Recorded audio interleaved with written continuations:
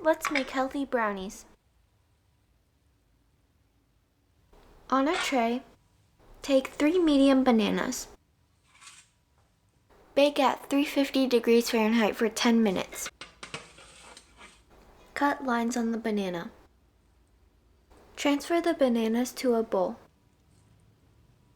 Take out ends of bananas.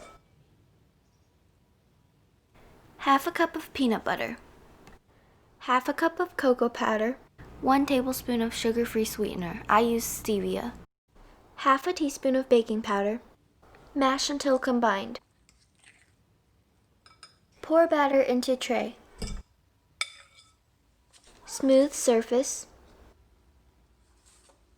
Bake at 350 Fahrenheit for 20 minutes. Cool for 10 minutes. Cut into pieces.